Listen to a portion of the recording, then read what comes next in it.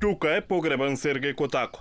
Неговите соседи велат дека тој бил добар човек, пензиониран електричар кој им помагал на повозрастните жени во неговата зграда.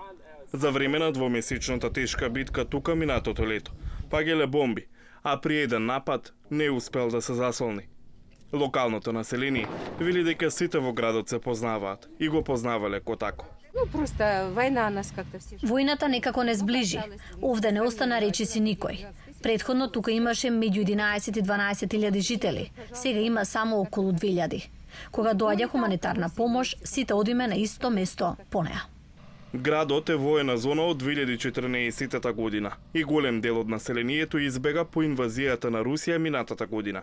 Луѓето кои останаа преживуваат со храна и вода што ги носат хуманитарците.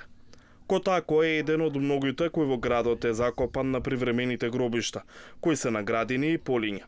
Градските гробишта се на првата борбена линија, оддалечени на само неколку километри.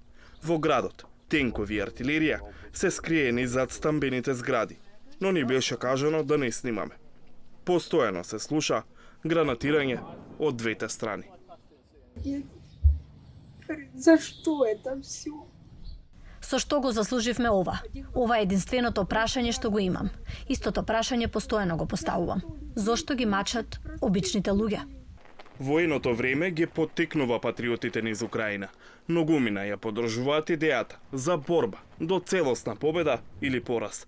Но на овој далечен исток, меѓу луѓето кои останаа, не е необично да најдете жители кои се идентификуваат со Русија. Повеќето луѓе што ги сретнавме, нема јавно да кажат на која страна се.